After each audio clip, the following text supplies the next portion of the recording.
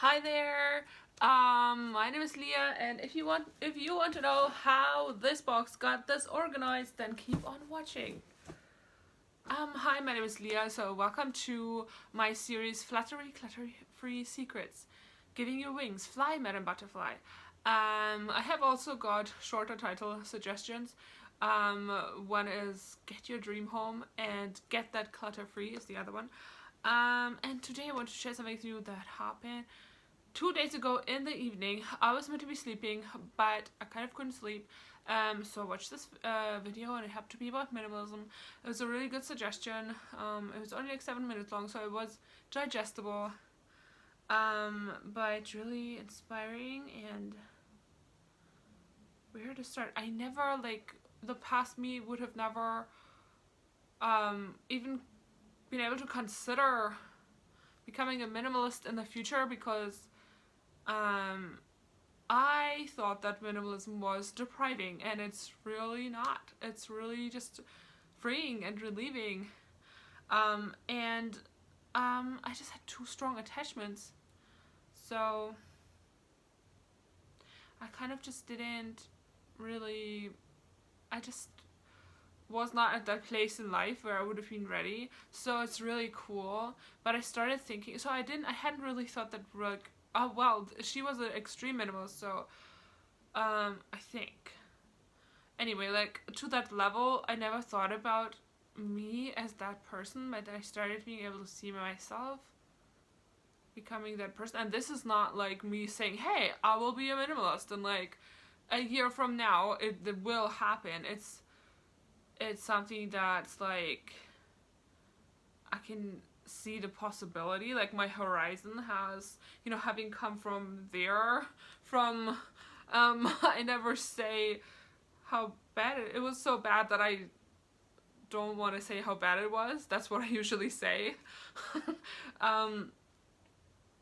Because it was kind of not great. It was at that place. So having come from there to further than I ever thought I would have, I actually got to here to what place things are right now. And I know you can't see much in the background, but I'm telling you, it's in a good place. I would think it's a lot better than I ever thought that, like, I could be that person who has that amount of stuff instead of this amount of stuff. But I have become that person, and now I have my outlook obviously changed. Like, your horizon kind of changes, and you can see further down the line. So now I'm looking at, started to even, like, the fact that I can even consider, hey, maybe that could be something for me. It's just so great. And so basically what happened was, I just started kind of thinking, what if like, I started visualizing or seeing myself in that place. What if I had only these few things? And to my surprise, what I felt was no distress about not having enough stuff or anything, but a sense of relief. And I felt that relief, and relieving stuff, the positive feelings. So I was like, okay, if I can feel this relieved about not having a lot of stuff, then maybe that is what my soul wants. Like, it obviously resonated with me enough to feel that relief and feel good about it. So I never would have imagined that to be possible for me. So even though it was just like a visualization or just like imagination, like a hypothetical thing, at the same time I realized it resonated with me enough to feel relieved about it. So I thought, well, if I feel like my true feelings are relief about having less things, even though I think that I like this, I'm looking at Yankee candles, which I totally love, and cute you and me sign that I recently upvamped with some fairy lights. And like, I'm looking at these things, and even though I think I like them, clearly a large part of my soul would be relieved to not have to deal with those things. So I started considering it as like a potential possibility. Like, this is not me making a promise about anything. I don't even want to, but I want to see where it takes me, how far I could go with that, if I can adjust my mindset to think more minimalistically or more simply about, well, my lifestyle or our lifestyle, or like our lives. And to even have gotten to that point actually is huge to me. And I don't know if I'm all over the place, but there's something I wrote about it. When I was thinking about those things, I asked myself 2 questions and I wrote about it, so I wanted to kind of talk to you about that. But also,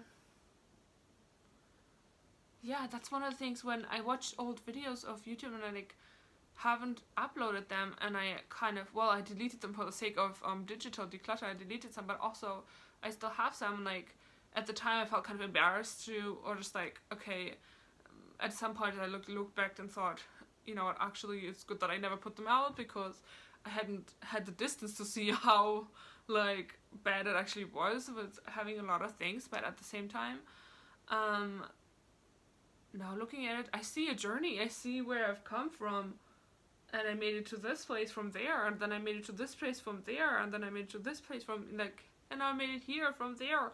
And it's like, this is now a lot further than I ever would have even, like, I even had the, like, I didn't even have the, like, I couldn't even see that on my horizon. Like, it wasn't even visualizable from that stage to get here, but then from here it was. So that's one thing I wanted to put to you. No matter where you are in your decluttering journey, please do not give up, even if it feels as though you can never reach your goals, or maybe you can't even reach the goal to have those goals that you think you should be having. Like, don't give up. Keep thinking about how you can accomplish those goals. Not only thinking, of course, decluttering, but keep at it until you get somewhere further, and then from there you can take it further. And sometimes we overlook how many like sub steps there actually are. Sometimes it simply takes so much more involvement than we would think. So if you can't really see yourself getting here, even though you think you should be here, or you kind of want to, but then also not enough, if you can see yourself getting there, even if you can, I'm even out of frame, that's how far the steps might reach back. But I wanted to bring that to you. No matter where you are in your decluttering journey, don't give up, because you will get somewhere. You will get somewhere further than if you give up. You will get somewhere if you keep thinking about how you can reach your goals, even if the big epiphany of how to do this hasn't hit you yet. Like, it was never a big epiphany. It's little epiphanies, as little realizations where you need to I need to take it from here, there from here, and like I need to take it here from there. Like, I'm now starting to consider being more minimalistic. It's like, I would have never thought that before. So it's like, just don't give up. Don't think, oh hey, I can never reach that goal, because that way you're more likely not to. You possibly won't, because you're giving up. And I wanted to pass that on from someone who has been there, because sometimes it seems so unreachable, just undoable, and like you feel overwhelmed with all your clutter. So I wanted to say that thing. And after writing this out, my mind started thinking, okay, what could I let go of? So I just started with one box that I had, and I'm going to do an update on this box. But first of all, the first thing I asked myself was, if I only got to pick 5 items, which ones would they be? Like, which are pretty much now my most important items. And kind of think, you know this question they always ask you, if you were stranded on a remote island and all you could have is 3 things, like which ones would you pick? Or which one, you could only take 3 things with you, which ones would they be? Except I did 5, but I couldn't even stick with 5, but that only taught me, it was a really good question to ask myself, to teach me what sort of items I would want in my life. Because then you would gravitate towards the more meaningful ones if you have to pare it down. So, and clothing and toiletries I didn't count, because everybody needs clothing, everybody needs a hairbrush. Like, if you included those items, then the 5 items would be filled up really fast. Like 5 pieces of underwear. So there wouldn't be any point of, like, it wouldn't really teach me what else is important in my life to me. So this is a good question. And the first thing that kind of came to my mind was friends and family. I won't count, even though I want to mention them first. But it was a good thing that I wanted to mention them first, because it taught me that what's really important to me in my life is my relationships, and the people, my loved ones or dear ones, the people I care about. So people are actually important, not stuff. So like that taught me that the fact that this came in my mind first taught me that even though I didn't end up counting them, like I already had accounted for that fact. So that was great. And so things that came in my mind, I'm just gonna read out Lord of the Rings, like my book, because it was a book that had a great influence on me. Even though in the past I had an even stronger connection to it, now it's like I used to love this book so much, but like I still like it. I honor what it gave me. So that'd be a point to review it, but still. Faith books like Bible and the Quran. Also, I don't know if this belongs in here, but I say faith because I feel like religion it's not necessarily religion that separates, but there is a separation between different religions. And then you're suddenly different because you believe in God in this way, or you believe in God in this way. And for me, like, the main point is you believe in God. If you want to follow him, and I feel like I don't want to talk about people as better or worse than each other, but in terms of being a faithful person, a Christian could be a more faithful Muslim, so to speak, than a different Muslim who maybe lies anyway on the Quran or doesn't take his religion seriously, and vice versa. Even I think, to Christian standards, a Muslim who's faithful and tries to follow God as best they can and is like a really good person could be better at what the purpose of your own religion is about or for than somebody else who is from your same religion but doesn't take it seriously. Like, actually following God and following a religion seem like two different things. So I hope I have not insulted God. I don't want to speak for him at all. And I hope this would be in line with how he feels too. But I think the main point, like, I respect, I think it's how it's done too. Like, if somebody, if God is very important to a person, I respect that and I appreciate that. And it doesn't matter what religion they came from. I'm not saying it doesn't matter. I mean, it would be difficult to follow God if you come from a religion who doesn't believe in one God. But generally speaking, that's the main thing, and that's what I would respect in another person, even if they're from a different religion, because that's why I'm Christian, or why I want to follow God. So, and I spell it with capital letter now, and I just write faith, because there's a difference between faith and religion. Like, religion can also be understood as a set of rules, and where that takes somebody's freedom away, it kind of is contradictory to what religion is actually.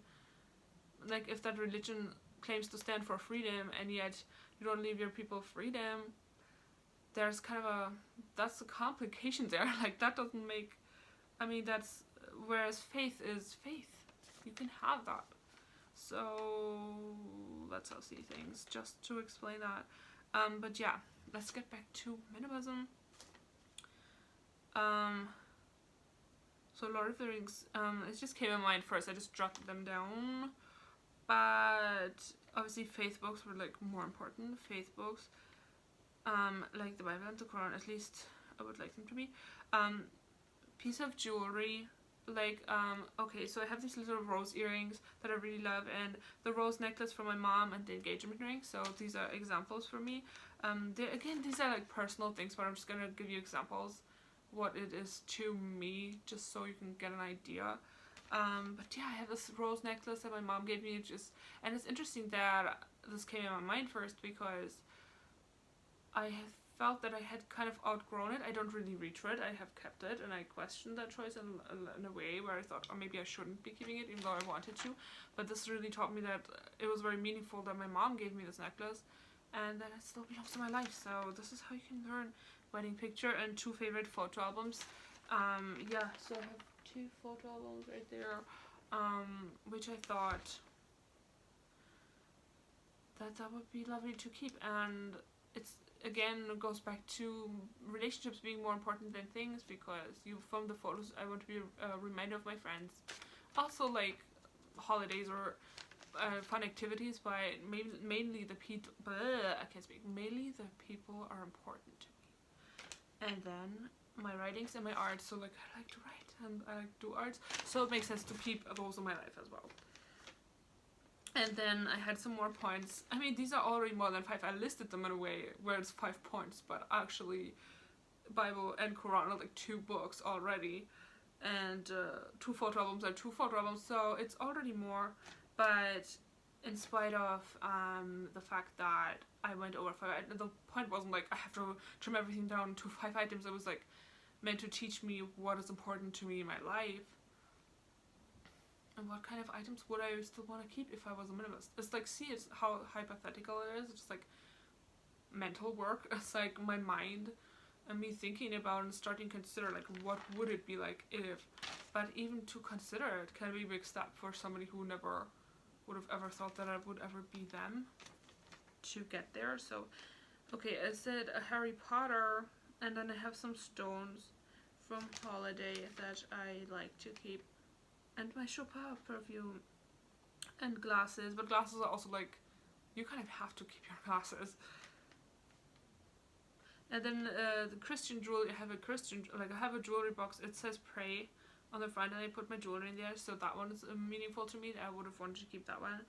And yeah, there's a teddy bear my grandma made, and UK version of Twilight, which I haven't. So anyway, it doesn't matter like so much what the items exactly are, but it's a great question to ask yourself to find out what is important to you. I said that. This is the 3rd time I'm saying that. I'm just realizing that. And then the second question I asked myself was, what would my life as a minimalist look like? And I kind of have 2 parts. One is like general and one is more specific. I wasn't going to read this, but these are not bullet points, so it might be just easier to just read it. So I said relaxed, it would be a relief to have fewer things and less stuff. I would have a special place for everything I own, both physically and in my heart.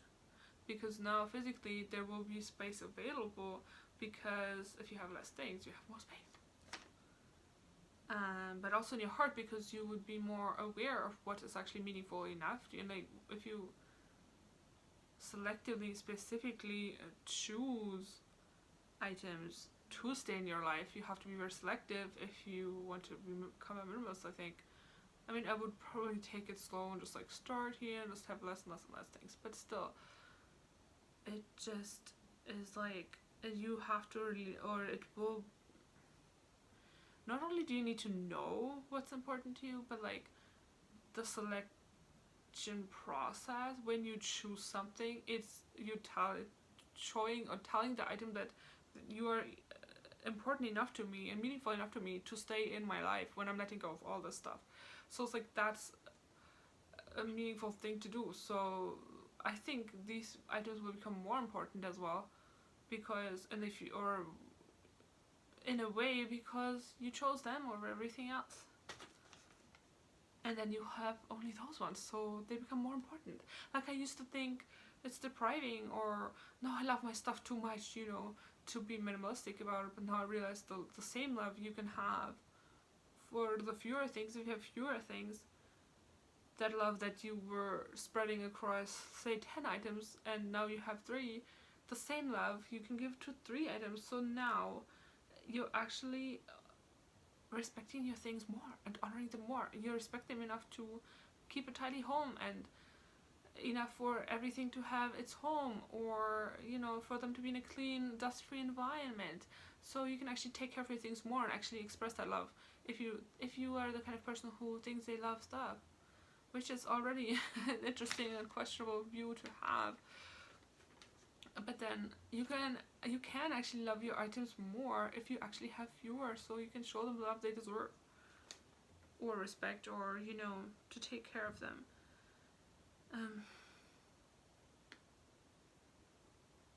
Blah blah blah. Okay, yeah. Oh, I think that's pretty much captures it. But could finally honor what's really important the way it deserves to be.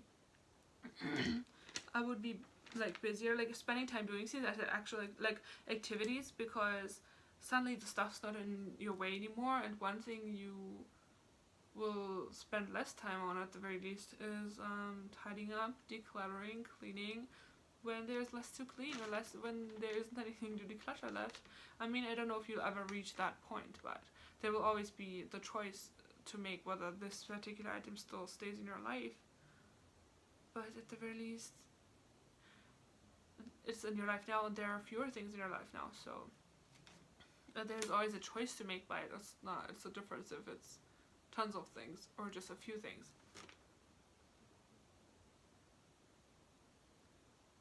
Oh, so I'm really, I would not know what to spend my time with. If, like, that sounds extreme, but I mean, you can't declutter anymore. It's one thing less to do. That sounds a bit extreme, but I'm also thinking, well, shopping is one of the things you can't, as I couldn't go shopping, so yeah, the shopping is another point. Not only you can't declutter, you can't go, not shop in the same way anymore anyway. And I wrote some people down who I would like to be in touch with.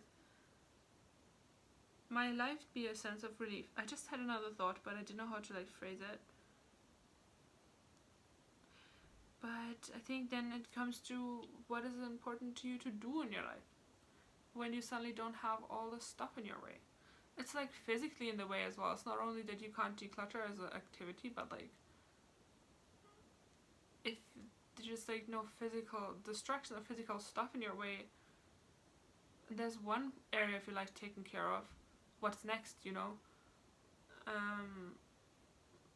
And almost the stuff can't serve as an excuse anymore to not get anywhere quite physically if it's in your way, but to not get anywhere, to not get to the next part of what's next in life after having taken care of it, because creating order is that is the epiphany of taking, or that is the epitome, of taking care of things. So tidying up can teach us how to take care of things. So once you know how, it's like you will do even in other areas of your life, and then there isn't anything much left with standing anyway. I don't know how to phrase it, but I listed some people I would want to be in touch with. I said that my life be a sense of relief. I would own enough clothing and toiletries to cover all my needs. It would be fun, and I would feel centered and know what is really important of values in life. I would have space. Oh, well, yeah, these figurines that are like, okay, I mentioned that. I don't know if this video is getting too long. Should I do a part 2? Maybe I'll finish this and then do the box and the decluttering that I started as a part 2. So then the specifics, like how could I actually how I could achieve it, but also like just more specifically what would actually be in my life, for example. I think it's easier to just read it out, but I would probably have to start thinking about paring down decor. I like my decor. I have these little teddies, but like that'd be the first disposable thing where you know you don't really need decor. It's just for decoration purposes. But I also happen to really like it. And I have pared it down, but yeah, as I mentioned, I came from here, so I would only keep my favorite piece of jewelry. I've already got some pre-sorted ones, so I would try and really push myself to let go of the ones which are in the maybe pile as of yet. The center stage would probably be taken by my faith and faith-related things, and faith is the most important thing, right? So when you look at it that way, when you look at it as a world free of stuff, and the most fulfilling and rewarding, so like, I like how it was phrased, because so what the room lacks in stuff, my heart and soul will be made up for it by fulfilledness from faith.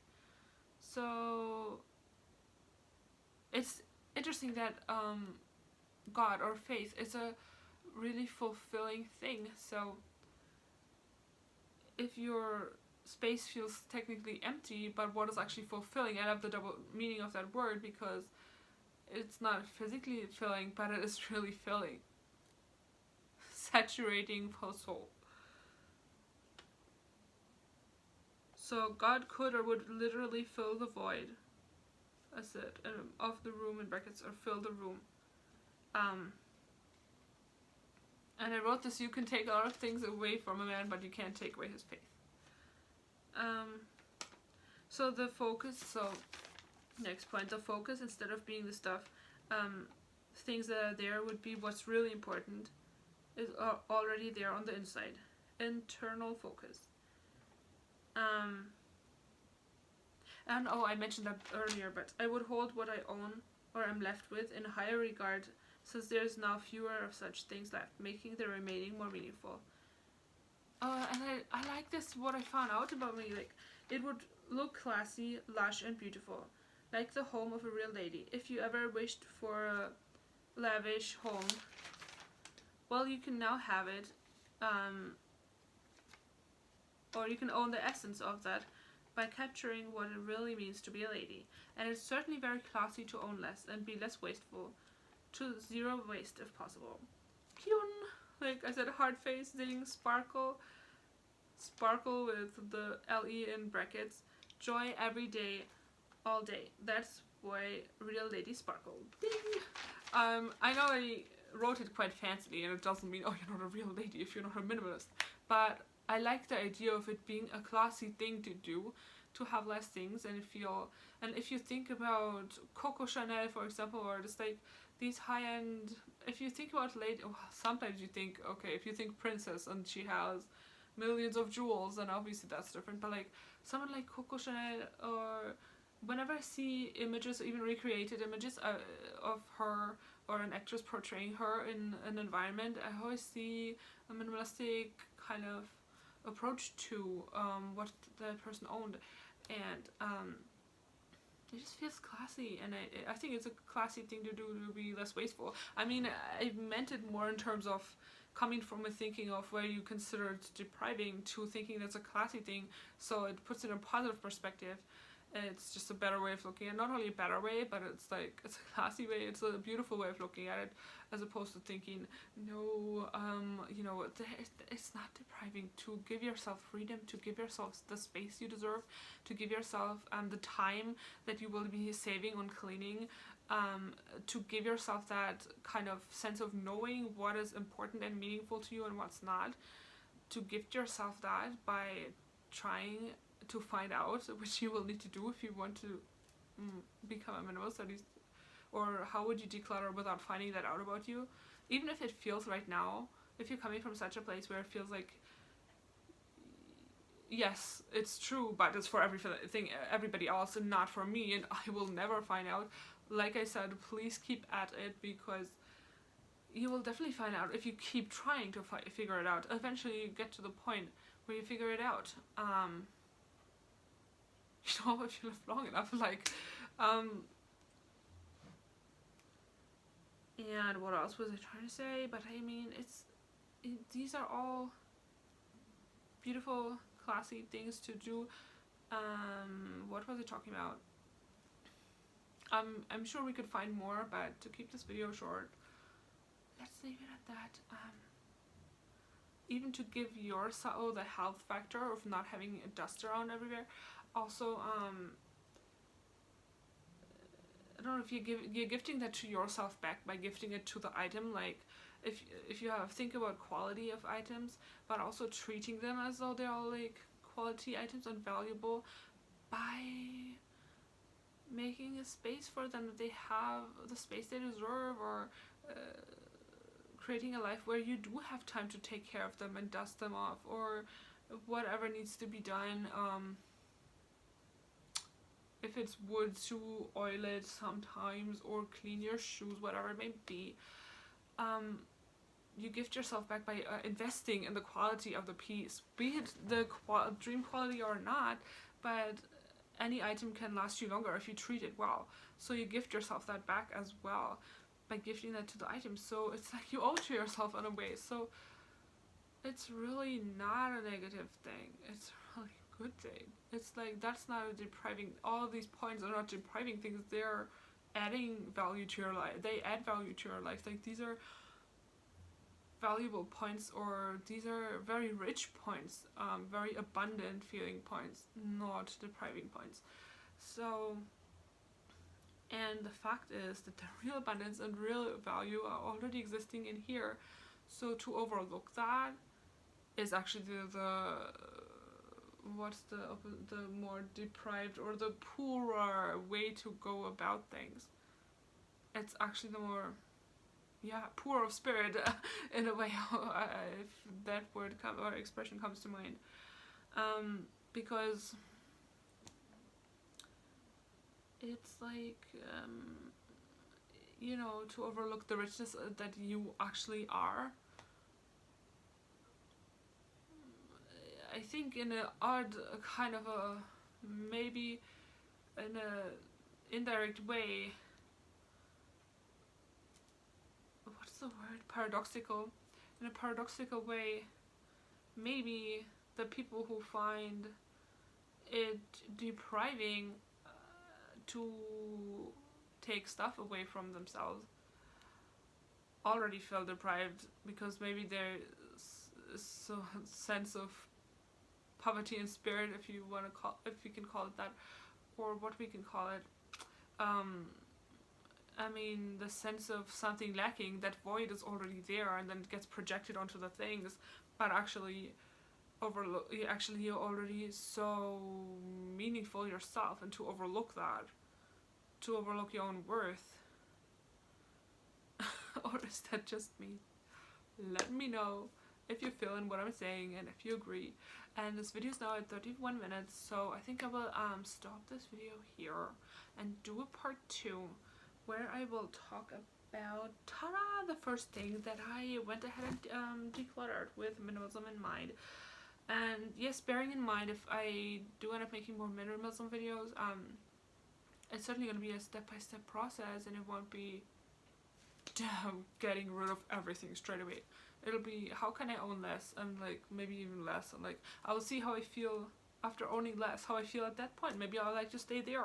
Maybe that's not minimalistic to others. I hear a lot that people who attempt minimalism feel judged by others in the community, who apparently that they're actually told by other people that this is not minimalistic enough, and like, who's somebody else who can tell someone else how much that person needs to own, or what's the right amount of things for that other person's lifestyle, because you don't know maybe who that person, nobody knows them as well as they know themselves, so nobody can say this is how much you should own, or this is how much you should own. Well, this would be another good thing to talk about, but also some things like, I feel like it's a misconception that you have to have neutral tones in your wardrobe. It might work well for a lot of people, but I will simply pare down what I own. Also, I just went through my wardrobe, and I don't know how to take it there, but these are good questions to ask myself so that I can find out and find the answers, so that I then have a way. So we will see how it goes. But I will keep my florals and like fun colors that I have. Like, I don't see why they don't work together. If I have looks where I wear a dusky pink trouser that has some floral with a floral shirt, and that works for me in the summer, why would it not work anymore if I'm a minimalist? And I can pair the same trouser with a like non-patterned top. I don't really see why this shouldn't work. I just think it's fun to have some fun like patterns or color going on in a wardrobe. So as much as neutral tones bring me joy, but I want to select them because they bring me joy, not because like you have to have everything the same color or something, or like you can only have 2 tones or something. And I just wanted to share that for anyone who maybe put minimalism off because they think that this is what they need to do when it comes to clothing. You don't have to do that. You don't have to have 30 items or only 100 items, or I know not only should be in front of 30 if you compare 30 to 100, but I mean compared to whatever you owned before, you can only have 100 items, or you can only have 50. Like, there's nobody who can dictate what minimalism needs to mean to everybody else. it's a simpler lifestyle and owning less stuff. And I think there's a distinction between owning fewer things and owning less stuff, because having few things might be too few things, or you might have few things. Owning less stuff is almost like less clutter. It's almost like less things in the way that didn't need to be there, that you can do without, and that just distract you from what's really important, from the items that are really important. So I mean, okay, we can go into more detail I'm not saying this is the definition of minimalism, but I'm clear that it's not a set of rules how you have to live your life. If it doesn't work for you, it's meant to serve you, it's not meant to take away from you. Like, it's meant to make your life easier, hence the expression minimalism. Or if you think about simplisticness or simplified lifestyle, it's meant to be simple, it's meant to make your life simpler, kind of easier to live in a way, not harder, more complicated, or more. You're not meant to come more away from who you are. You're supposed to feel more, if anything, feel more centered around who you are, and feel more connected to your true sense of self, rather than like just somebody on YouTube or somebody here or there dictated, okay, this is how you need to, this is how your wardrobe needs to be, and you have to have a capsule wardrobe, and this is how the colors need to be, or you can only own 100 items total, or things. So that being said, I just thought I'd throw these thoughts in, even though I haven't experienced that judgment yet, because I'm only just putting this video out there for the first time, but let's see how it goes.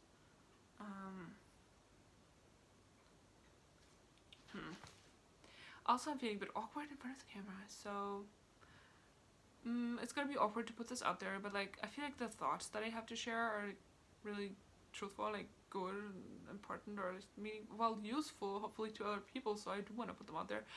Oh dear, it's at 40 minutes almost, so I'm going to, should I just do a full hour and just do this box? No, let's do another part, and if that's a short part, so be it. But then you can see an example of like the first kind of things I did, because the first little steps to start implementing some of those new ways of thinking. And I also bought, I bought this. It was only £2, so that's good. But there's some things to say about this, but I will be right. And I love how it says, don't quit, do it. I shouldn't have given that away. Let you figure it out for yourself, because it's kind of fun. And oh yes, I get it. But I can write about minimalism in this, but it's a bit bothersome that they have some lined paper, but then they have check, and then they have just free paper or white paper, and they also have bullet journal. I feel like it would be better. I know this is more of a review of a notebook, but it would be better if it was just a bullet journal, because I'm so glad they have another section with lined paper, because now I'm forced to come up with things. Like, this is like more mathy, and like, what do I write in this? Maybe how much money I could make if I sell everything or something. I came up with drawings of what I envisioned the place to look like later, but I might not end up liking the drawing, and I just don't think I will need that many drawings. So if I have to line them manually, then what's the point of buying something? Now I'm like, and then also if my first text refers to the drawing, but the drawing has to be in a different section, so I'm kind of forced to have all the drawings together. So I know like no manufacturer really can know what every single individual, like which pages they need where, and then how to do that. And I don't know, I think it would be perfect if you could insert them yourself, but I see that would be a little bit flimsy. And I think Erin Condren has something similar in place, but like, I get that that's like not really feasible, but at the same time, I don't like how it's structured, that I'm forced to have all these drawings. I don't even know if I need that many, so like, I had to come up with something to utilize the paper that's there. Otherwise, it's a really fun idea. It's like the kind of thing that you love the idea, it's really fun and good, but then like, in actual practice, not so much. but I will make the best of this, and I will write about my minimalism journey, because I have the file for tidying, which I showed you. But that one's gonna be more like tidying, so this one will be like actually like starting to think about what it would actually look like if I was a minimalist, and kind of testing the waters, how comfortable I might be. And I'm a person who has strong attachments. Like, I came from a place where even when I was younger, I know I'm still talking, so maybe I'll just, I don't know, this video is gonna be long. But when I grew up, and I don't want to bash any people who have the earliest influence. I know there aren't a lot of people around. When you're younger, the first people you meet in your life, they're going to be a few people, so I'm not here to bash any of them. However, all of them have a lot of things. And even like friends' parents, or like when I was at friends' houses, I didn't see, or maybe I wasn't that aware either, because you're mostly concerned with playing, but at the same time, I don't distinctly remember thinking, oh wow, these people have so few things, how come we have a lot of things? It just seemed, it was just an early influence, and I used to think that's what people did. So at one point somebody said to me, oh, you still have that? Really? I threw that away. And I'm like, how can you throw that away? I was like very surprised. And I think I love that feeling of feeling like, oh my god, I love this item, it's so cute, like my little teddy figurines, but I don't want it to go out of control and then I take over. So I'm so glad I'm back in control in a way, but I want to be more in control, have it all even better. Like, it'd be interesting to see. But like, the fact is, like, I can't forget that how relieved I felt from the thought of, what if you were a minimalist? What if you owned, it wasn't even if you were a minimalist, but if you owned these few things. The sense of relief that stuck with me, like, it's like my true feelings. It's like, apparently, actually, my soul would be really relieved. I would actually feel good, and I had no awareness that actually I'd feel good about that. So, if you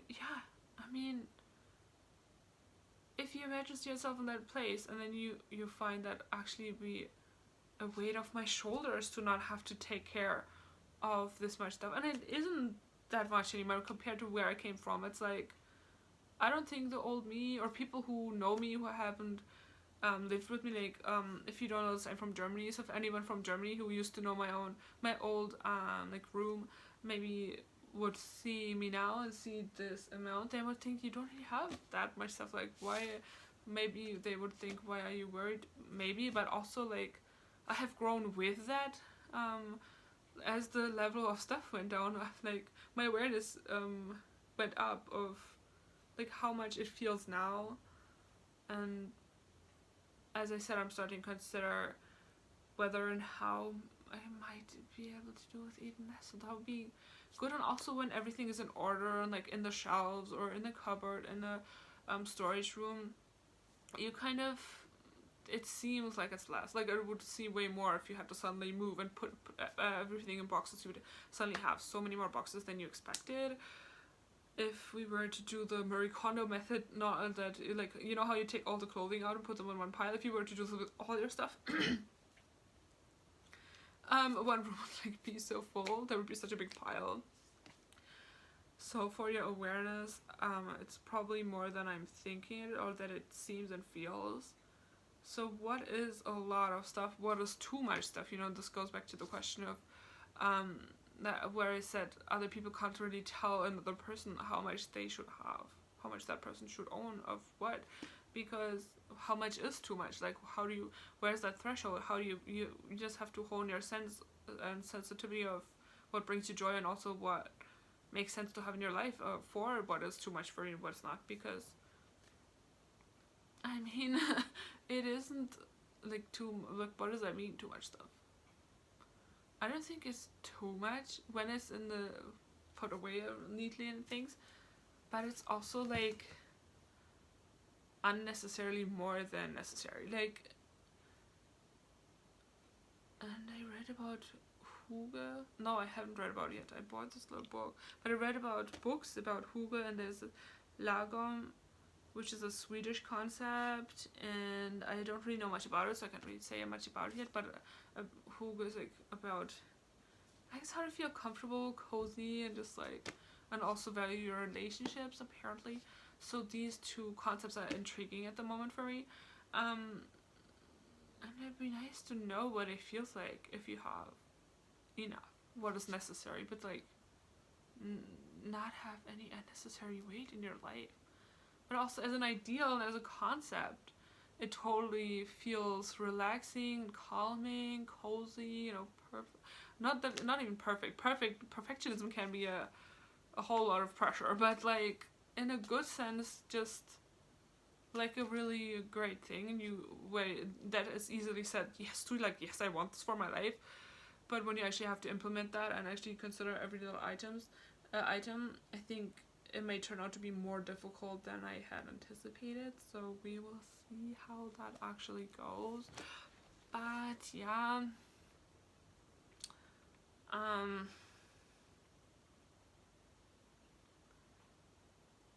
right. So I think I'll leave it at that, and like, but I will try it out and see how it goes. And as I said, I've started with this box, so should I just do quickly and then have this video be like super long and just like, I don't know. Maybe it was originally planned to be like a different one. I don't know. I think I will start that. And also, but the thought process was, in a way, was like, you're starting this book, you're gonna write about minimalism. Once you have those ways down, like, aren't you just adding another piece of, like, another item to keep in your house? But for now, it sparks joy to write about it, and I love writing it out. And how deeply I think about things has helped me to find out so many things about myself. Learned a lot of things, some of which I have presented to you. Excuse me, please. And like things like this that I could even possibly potentially find a way to own even fewer things. I'm not saying I own few things, but compared to where it came from, and compared to where it came from before that, to that point where it came from,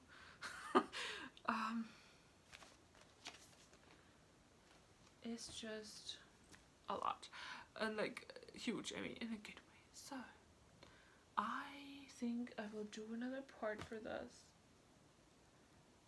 and then I don't want to say I will try things out, actually, because I just want it to be, this is another question. I don't know if I should put this on, because in a way,